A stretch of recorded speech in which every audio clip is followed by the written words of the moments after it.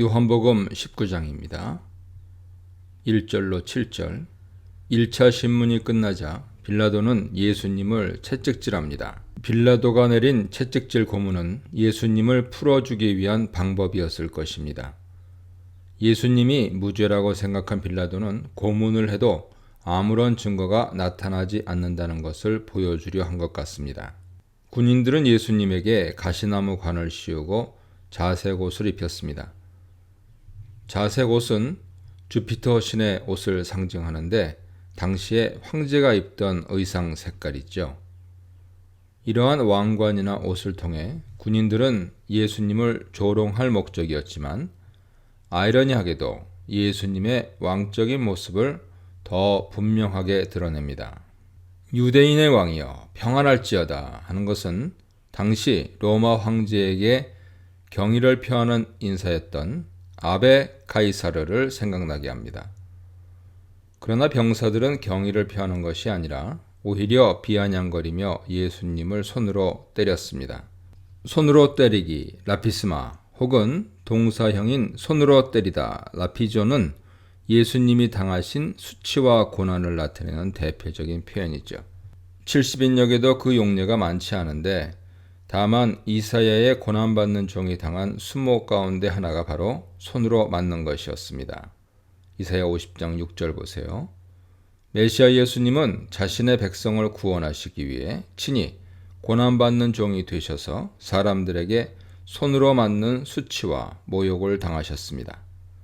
마태복음에 의하면 이러한 수치와 고난은 또한 그리스도의 제자가 감당해야 할 몫인데 복수를 하기보다는 적극적으로 용서와 사랑을 실천해야 합니다. 마태복음 5장 39절 보세요. 가시나무 왕관을 쓰고 자색 옷을 입으신 예수님을 가리켜 빌라도는 사람이라고 칭합니다. 이를 직역하면 보라, 그 사람이다가 됩니다. 빌라도는 예수님이 유대인들이 주장하는 것처럼 그렇게 위험한 인물이 아니라는 것을 보여주려 한 것 같습니다.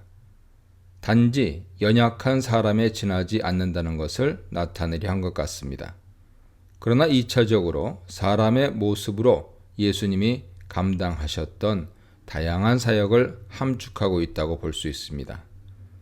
사람으로서 예수님은 속죄 제물이 되셔서 많은 사람을 구원하셨습니다. 1장 29절 보세요. 유대인들은 자신들의 법에 의해서도 예수님을 죽일 수 있다고 합니다. 이는 아마 레위기 24장 16절에 따른 형벌을 말할 것입니다. 여호와의 이름을 모독하면 그를 반드시 죽일지니 온 회중이 돌로 그를 칠 것이니라. 거류민이든지 본토인이든지 여호와의 이름을 모독하면 그를 죽일지니라 하는 말씀이죠. 예수님이 자신을 하나님의 아들이라 했기 때문입니다. 결국 이 단락에서 요한복음의 기독론적 설명이 다 등장합니다. 20장 31절에 의하면 요한복음은 예수님이 하나님의 아들, 그리스도이심을 드러내기 위해 기록되었습니다. 이 단락에서 예수님이 유대인의 왕, 그리고 하나님의 아들로 표시되거나 언급됩니다. 8절로 12절입니다. 빌라도는 예수님이 자신을 하나님의 아들이라 했다는 이야기를 듣고 두려워했습니다. 로마 배경을 가진 빌라도는 아마도 예수님을 어떤 신적 능력을 가진 사람이라고 생각했을 것입니다. 그래서 예수님이 어디로부터 왔는지 질문합니다. 사실 예수님의 기원에 관한 언급은 요한복음에서 여러 차례 나왔죠. 7장 27절, 28절, 8장 14절, 9장 29절, 30절 보세요. 예수님은 자신이 위에서 왕이며 그래서 이 세상에 속하지 않는다고 말씀하셨습니다. 8장 23절 보세요. 그러므로 그는 만물 위에서 만물을 통치하시는 분입니다. 3장 31절 보세요. 빌라도에게도 예수님은 이미 그의 나라가 이 세상 나라와 구별된다는 것을 말씀하셨습니다. 따라서 진정한 힘, 권한은 이 땅에 있는 것이 아니라 위로부터 말미암습니다. 빌라도는 자신이 힘을 가지고 있다고 생각했습니다. 그러나 예수님은 하나님의 허락하에 그가 이런 일을 행사한다고 말씀하십니다. 고난, 엑소시아는 로마 배경에서 황제의 힘을 표현할 때 사용했단 말입니다. 따라서 빌라도는 황제에게 받은 자신의 권한을 자랑합니다. 그러나 예수님은 그 권한이 위로부터 왔다고 합니다. 요한복음에서 엑수시아는 자녀가 되는 권한을, 심판하는 권한을, 예수님이 자신의 목숨을 버리고 얻을 권한을, 아버지께서 아들에게 주신 만물을 다스리는 권한을 말할 때 사용됩니다. 그런데 처음에 사용된 권한은 아들이 주시는 것이고 1장 12절이요. 나머지 권한은 아들이 아버지로부터 받은 것입니다. 5장 27절, 10장 18절, 17장 2절입니다. 따라서 진정한 권한은 아버지와 아들에게서 옵니다. 넘겨주다 하는 것은 요한복음에서 팔다로도 번역되었습니다. 나를 네게 넘겨준 자 하는 것은 가룟 유다로 볼 수도 있으나 대제사장 가야바라고 할 수도 있습니다. 예수님에게 십자가형을 선고한 빌라도의 죄도 크지만 그러한 죽음을 몰고 온 유다나 가야바의 죄가 더 큽니다. 왜냐하면 그들은 자신들의 욕심을 따라 예수님을 죽일 목적으로 의도적으로 고발했기 때문입니다. 충신, 필로스는 정확히 말해 친구라는 뜻입니다. 빌라도는 예수님을 석방하려 했으나 결국 예수님의 친구가 되기보다 가이사의 친구가 되는 길을 택했습니다. 이에 반해 세례 요한은 예수님이 주목받고 높아지는 것을 기뻐하는 예수님의 친구였습니다. 예수님은 친구를 위해 목숨을 버리시는 분이며 그러한 예수님의 말씀을 순종하는 자를 자신의 친구라 하셨습니다. 이러한 예수님의 친구는 예수님으로부터 하나님의 계시를 받습니다. 그러나 빌라도는 가이사의 친구가 되어 가이사로부터 영예를 얻는 길을 택합니다. 그것은 곧 예수님을 죽이는 것이었죠. 이런 면에서 황제의 친구란 황제에게 충성과 복종을 하는 신하를 일컫습니다. 그래서 황제는 그에게 영예를 선사합니다. 13절로 16절입니다. 제6시 하는 것은 유대 시간으로는 정오에 해당하고 로마 시간으로는 오전 6시에 해당합니다. 마가복음에 의하면 예수님은 제3시, 즉 오전 9시에 십자가에 달리셨습니다. 마가복음 15장 25절 보세요. 따라서 요한복음의 시간을 유대 시간으로 하면 공관복음과 불일치합니다. 다시 말하면 예수님이 정오의 재판을 받으신다면 오전 9시에 십자가에 달리시는 마가복음 기록과 불일치하죠. 그래서 제6시를 로마 시간으로 해석하는 것이 더 적절합니다. 로마 시간에 따라 본문을 해석하면 예수님은 오전 6시에 사형언도를 받으셨습니다. 이어 오전 9시에 십자가에 못 박히셨으며 정오에 온 땅에 어둠이 임했고 오후 3시에 운명하셨습니다. 대제사장들은 가이사 외에는 우리에게 왕이 없나이다 라고 공개적으로 외칩니다. 이는 아이러니죠. 이방인 빌라도는 예수님을 유대인의 왕이라고 하고 정작 유대인과 대제사장들은 가이사가 자신들의 왕이라고 고백합니다. 이방인의 입을 통해 예수님의 진정한 정체성이 제시됩니다. 이러한 아이러니 기법이 예수님 정체성을 표현하기 위해 자주 쓰입니다. 예를 들어 대제사장의 아랫사람은 예수님이 대제사장에게 무리하다고 손으로 치죠. 그러나 그는 사실 진정한 대제사장이신 예수님께 무례를 범하고 있는 것입니다. 이 문단에서는 순환 속에서 영광을 취하신 예수님, 하나님이 아니라 가이사에게 충성한 자들에 대해 묵상해 보시기 바랍니다. 17절로 22절입니다. 공관복음은 구레네 시몬이 예수님의 십자가를 대신 지고 갔다고 기록하지만 요한복음은 예수님이 자기 십자가를 지고 골고다로 가셨다고 말합니다. 아마도 요한복음은 예수님의 주도적이며 능동적인 십자가 지심을 강조하기 위해 구레네 시몬을 언급하지 않은 것 같습니다. 일반적으로 죄수가 십자가 전체를 지고 가는 것이 아니라 십자가의 수평기둥, 크로스피스죠. 수평기둥만 옮깁니다. 십자가의 수직기둥, upright piece죠. 수직기둥은 이미 처형장소에 갖다 놓습니다. 예수님과 함께 십자가에 매달리는 두 사람의 정체에 대해서 요한복음은 침묵합니다. 결과적으로 공관복음에 비해 요한복음은 예수님 자신에게 초점을 맞추고 있습니다. 십자가형 자체가 바로 죽음을 가져오지는 않습니다. 십자가형이 수단이 되어 심장마비, 질식, 쇼크 등으로 주 예수는 죽습니다. 이 형벌은 반사회적 범죄자에게 가해졌습니다. 특히 노예나 반제국주의 범죄자들이 당하는 형벌이었는데 예수님이 그런 범죄자로 취급받았다는 뜻입니다. 다시 말하면 예수님은 로마 제국을 어지럽게 하고 사회에 무리를 일으킨 범죄자로 몰렸습니다. 벌거벗은 몸으로 뙤약볕 속에서 예수님의 몸속 피가 점점 빠져나가고 그의 몸에는 수분이 부족하였을 것입니다. 마침내 그는 산소가 부족하여 호흡 곤란을 느끼셨을 것입니다.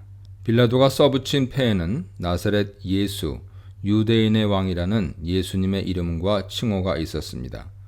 히브리어, 아람어, 로마어, 라틴어, 헬라어로 기록되었죠. 히브리어는 아마도 당시 유대인들이 생활에서 쓰던 아람어를 가리킬 것입니다. 로마어는 당시 군사 및 행정용어로 사용되었던 라틴어를 말합니다. 헬라어는 문화와 상업 용도로 사용되던 말입니다. 세 가지 언어로 예수님의 정체성을 드러냈습니다. 그만큼 예수님의 왕되심이 강조된다고 볼 수 있습니다. 유대인의 만류에도 불구하고 빌라도는 예수님의 왕 신분을 정확하게 밝힙니다. 23, 24절입니다. 군인들은 십자가형의 관례에 따라 죄수들의 옷을 벗깁니다.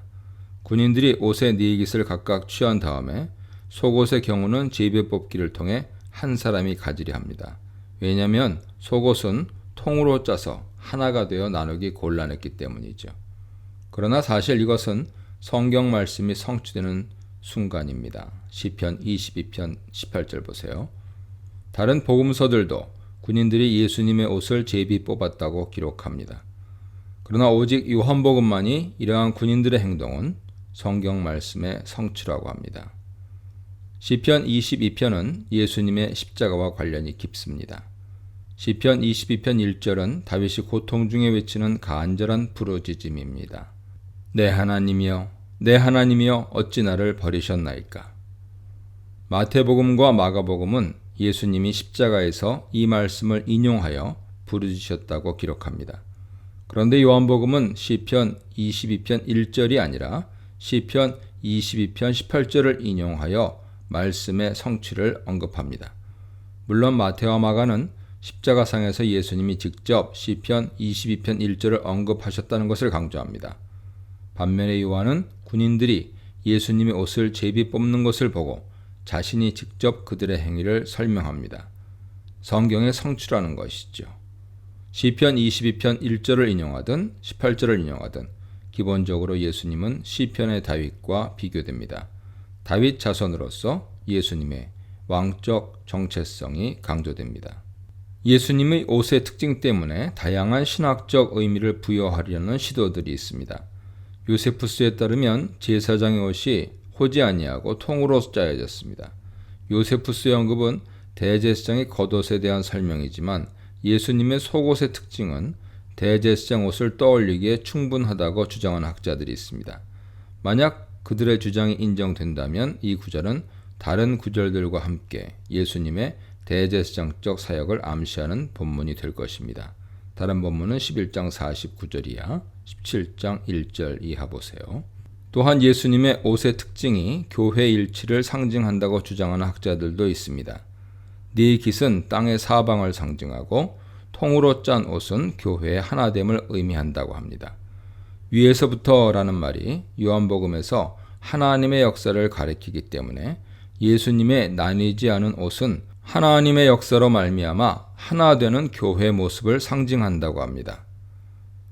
하지만 이는 본문에 지나친 신학화의 가능성도 높습니다.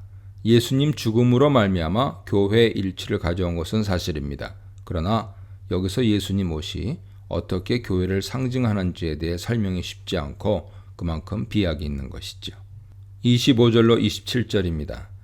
예수님의 십자가 곁에 서 있던 4명의 여인이 소개됩니다. 예수님의 어머니, 이모, 글로바의 아내 마리아, 그리고 막달라 마리아가 그들입니다.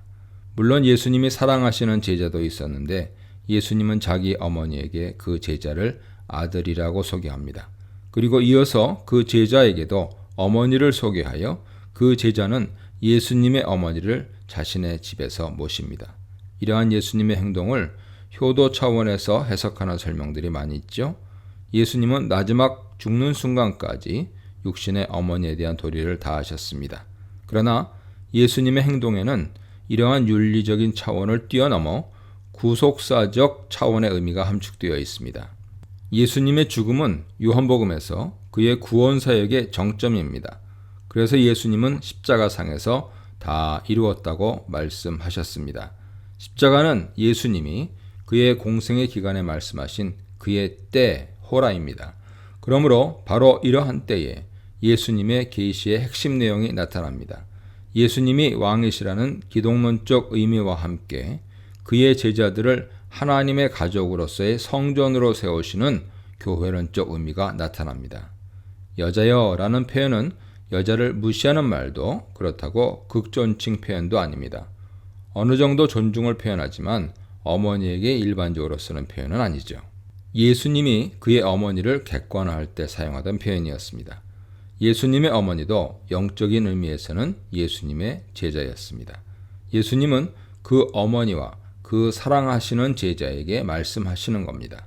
그러므로 예수님은 자신의 어머니와 사랑하시는 제자를 객관화하여 그의 두 제자를 십자가 아래에서 하나의 새로운 가족으로 세우시는 것이죠.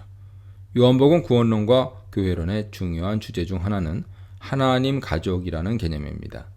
요한복음은 구원을 생명의 출산 그리고 가족됨의 관계로 설명합니다. 그리하여 구원받은 사람과 구원받지 못한 사람을 하나님의 자녀와 마귀의 자녀로 구분합니다. 8장 37절 이하 보세요. 하나님의 자녀가 거하게 될 하나님의 성전은 그 개념이 아버지의 집, 아버지의 가족으로 발전합니다. 14장 2절 이하 보세요. 마침내 예수님은 십자가상에서 그의 어머니와 사랑하시는 제자의 가족됨을 선언하십니다. 그리고 부활 후에 예수님은 제자들을 형제라고 부르시며 하나님의 가족이 실제로 성취된 것을 나타내십니다. 요컨대 신자의 구원은 하나님의 자녀로 태어나는 것이며 하나님의 가족, 즉 하나님의 교회의 새로운 일원이 되는 것이죠. 이 문단에서는 마침내 십자가, 마침내 왕으로 보라 네 어머니라에 대해 묵상해 보시기 바랍니다. 28절로 30절입니다. 요한복음에 나오는 예수님의 가상 7안의 첫 번째는 26, 27절에 나옵니다. 예수님은 어머니와 사랑하시는 제자에게 어머니와 아들의 관계를 선포하시며 하나님 나라의 새로운 가족이 시작되었음을 선언하십니다. 이제 예수님은 그의 지상사역의 완성을 아셨습니다.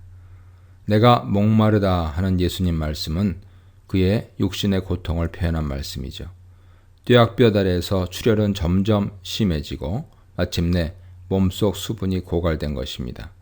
예수님의 목마르다는 외침은 동시에 성경을 성취하기 위한 것입니다. 시편 69편 21절 보세요.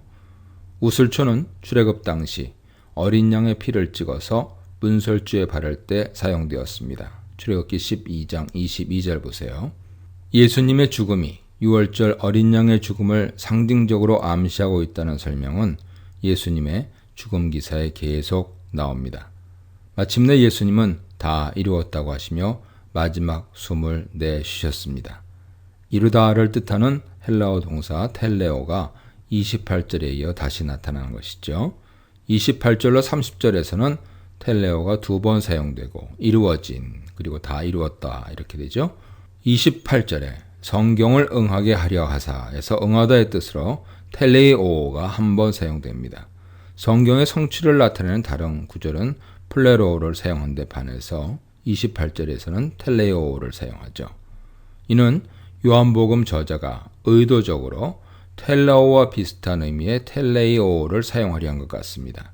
비슷한 의미의 두 단어를 통해서 저자는 예수님의 죽음이 완성 혹은 성취의 뜻을 가지고 있음을 강조하고 있습니다. 예수님은 십자가를 통해 그의 사명을 완성하셨습니다. 이는 곧 하나님의 계획의 성취입니다. 예수님은 사명을 가지고 세상에 오셨으며 그 사명을 완성하기 위해 세상에 사셨습니다.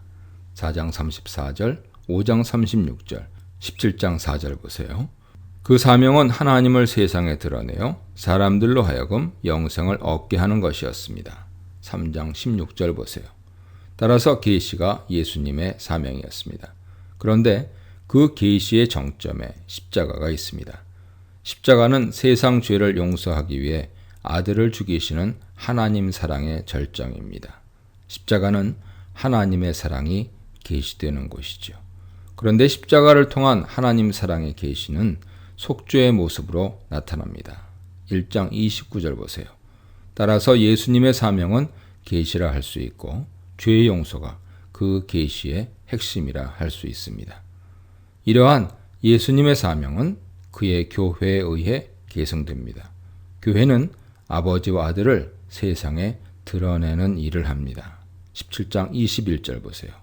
그리고 교회 사명의 핵심에 죄의 용서 사역이 있습니다. 20장 23절 보세요. 영혼이 떠나가니라 하는 것은 헬라어 원문에서 파라디도미를 동사로 예수님을 주어로 취합니다. 파라디도미는 넘겨주다라는 뜻인데 요한복음에서 주로 유다가 예수님을 팔 때 혹은 유대인들이 예수님을 재판에 넘겨줄 때 사용되었습니다. 또한 빌라도가 병사들에게 예수님을 넘겨 십자가에 못 박도록 하는 장면에서도 사용됩니다. 파라디도미와 관련해서 예수님은 지금까지 늘 수동적인 자세를 취하셨습니다.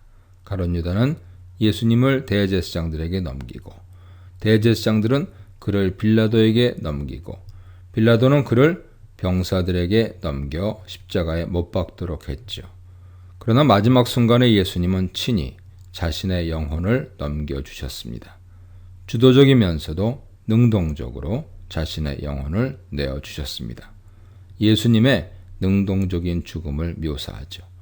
불의의 병기를 사용하셔서 구속사를 완성하시는 절대 주권을 엿볼 수 있습니다. 예수님은 자신의 목숨을 버릴 권세도 그리고 다시 얻을 권세도 있으신 분입니다.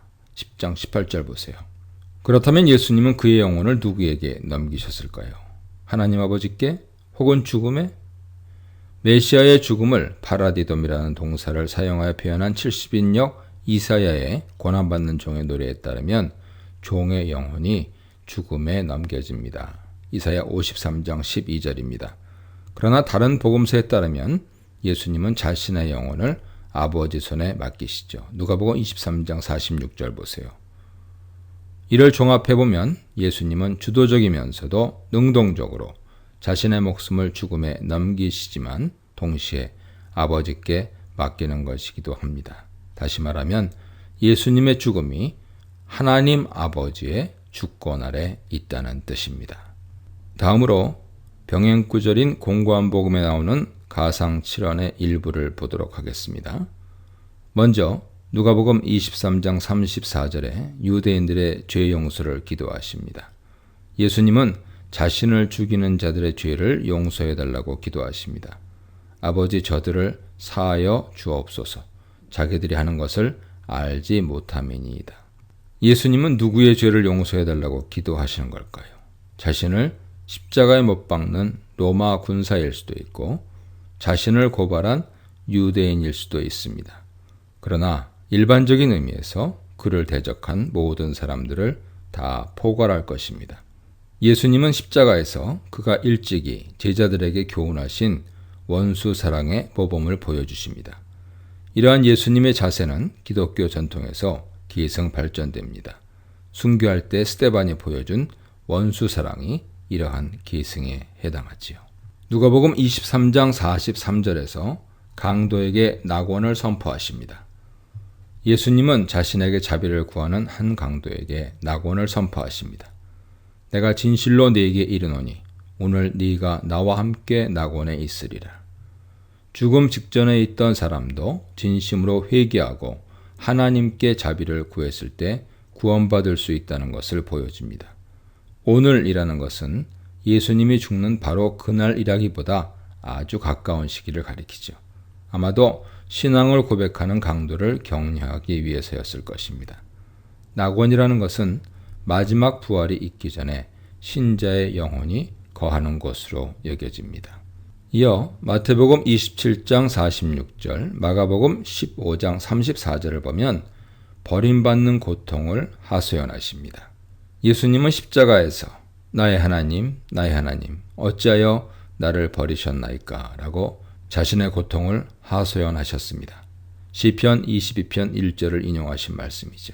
시편 22편은 크게 두 부분으로 나뉩니다. 고통 중에 있는 다윗이 자신의 상황을 탄식하고 기도하는 내용이 1절로 21절입니다. 그러나 22절로 31절은 찬양과 감사로 가득합니다. 고통스러운 상황이지만 하나님이 의인의 고통을 외면하지 않으시고 구원할 것이라는 확신으로부터 하나님을 노래하고 있습니다. 하나님께서 모든 주권을 가지고 계시기 때문에 의인을 건지시며 공의로 판단할 것이라 노래하고 있습니다. 예수님이 이러한 다윗의 탄식을 인용하신 것은 두 가지 의미를 가집니다. 첫째, 다윗의 자손으로서 왕이라는 자신의 정체성을 드러내십니다. 둘째, 비록 고통스러운 탄식으로 자신의 아픔을 하소연하지만 동시에 하나님의 주권에 대한 기대가 담겨 있습니다. 다윗이 고통스러운 상황 가운데서도 하나님의 구원을 바라본 것처럼 하나님의 주권에 자신의 고통을 맡기는 메시아의 고백이 담겨 있습니다. 누가복음 23장 46절에서 자신의 영혼을 아버지께 부탁하십니다. 예수님은 자신의 영혼을 아버지께 부탁하며 숨을 거두시지요. 아버지, 내 영혼을 아버지 손에 부탁하나이다. 아버지의 손은 아버지의 돌보심 혹은 아버지의 주권을 뜻합니다. 예수님은 하나님의 구속사의 과정으로 자신의 죽음을 이해하십니다. 비록 자신이 지금 죽지만 곧 부활할 것을 아시고 하나님의 주권 속에 그의 십자가와 부활이 하나님의 구속을 완성할 것을 기대하시죠. 예수님은 자신의 영혼을 부탁하신 후 숨지십니다. 문자적인 뜻은 마지막 숨을 내쉬다입니다. 예수님은 마지막 숨을 내뱉으시며 자신의 삶을 하나님의 주권에 맡기십니다. 이 문단에서는 원수를 사랑하신 십자가, 우리의 고통을 짊어지신 십자가, 다 성취하신 십자가에 대해 묵상해 보시기 바랍니다. 31절로 37절입니다. 예수님이 죽으신 날은 안식일의 준비일이고 그 안식일은 특별한 날이었습니다. 왜냐하면 6월절 주간의 안식일이었기 때문이죠. 신명기 21장 22절로 23절에 따르면 범죄자를 나무에 달아 죽이더라도 그 시체를 밤새도록 나무에 두지 말아야 합니다. 그 시체가 땅을 더럽히기 때문에 당일에 장사해야 합니다. 이 율법에 따라 유대인들은 군인들에게 시체를 치워달라고 했습니다. 다리를 꺾어 치워달라고 한 것은 죽음을 재촉하기 위해서였죠. 이런 이유로 예수님 양옆의 사람들의 다리는 꺾었으나 예수님의 다리는 꺾지 않았습니다. 예수님은 이미 죽으셨기 때문이죠. 그 대신 한 군인이 예수님의 옆구리를 찔렀고 물과 피가 거기서 나왔습니다. 이 모든 것을 저자가 생생하게 기록한 것은 예수님의 죽음이 역사적인 사실이라는 것을 밝히기 위해서입니다. 또한 요한복음이 예수님의 성육신과 십자가 죽음을 분명히 밝힌 것은 당시 교회 안에 들어온 잘못된 가르침에 대한 대응 성격도 있었을 것입니다. 요한일서에 따르면 당시 교회 안에는 예수님이 육신으로 오신 것을 부인하는 이단 사상이 있었습니다. 요한일서 4장 2절 이하 보세요. 이러한 가현설주의 이단들의 조직적인 운동은 2세기 이후에 일어났다고 하더라도 초기 형태의 거짓 가르침이 요한의 공동체에 존재했던 것 같습니다. 그리하여 요한일서는 이들을 적그리스도라 하였고 요한복음은 예수님의 성육신 그리고 사람으로서 그의 실제적 죽음을 강조합니다. 예수님의 죽음에 대한 요한복음의 묘사는 또한 성경의 성취를 나타내려는 의도도 가지고 있습니다. 군인들이 예수님의 죽음을 확인한 후에 그의 다리를 꺾지 않은 것은 성경을 성취하기 위한 것이었습니다. 6월절 규례는 어린 양의 사체의 뼈를 꺾지 않도록 명령하고 있습니다. 출애굽기 12장 46절, 민수기 9장 12절 보세요. 또한 시편에 의하면 고난받는 의인의 뼈가 하나님으로부터 보호하심을 받습니다. 시편 34편 20절 보세요. 따라서 예수님의 다리가 꺾이지 않은 것은 이러한 말씀을 성취하기 위한 것이었습니다. 이를 통해 예수님이 유월절 양으로 죽으셨다는 것을 나타내며 그의 죽음은 의인의 죽음이라는 것을 보여줍니다. 한 군인이 예수님의 옆구리를 찌른 것도 성경의 성취를 위한 것이었습니다. 스가랴 12장 10절에 의하면 하나님은 이스라엘에게 은총과 강구의 영을 부어주실 것입니다. 그들은 전에 불순종하던 것을 기억하고 그들이 찌르던 하나님을 바라보며 애통할 것입니다. 랍비 문헌들은 이것을 메시아적으로 해석하여 이스라엘의 반역이 하나님이 보내신 자인 메시아를 찌르는 것으로 나타난다고 봅니다. 요한복음은 이 본문을 로마 군인들이 예수님을 찌른 것과 연결시키죠. 그렇다면 37절의 그들은 오직 로마 군인들만 가리킬까요? 아마도 예수님을 죽음으로 몰고 간 유대인들을 포함할 것입니다. 예수님을 죽게 한 모든 죄인을 가리킬 것입니다. 요한계시록에 의하면 예수님을 찌른 자들이 그를 보며 애통할 것입니다.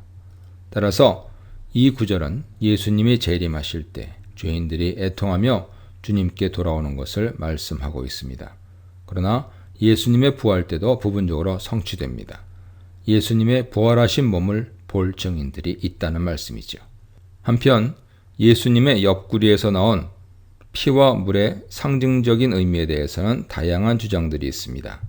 이를 7장 37, 38절과 연결하여 성령을 상징한다고 주장하는 학자들이 있습니다.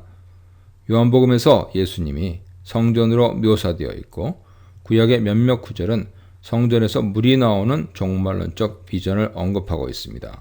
에스겔 47장 등에서요.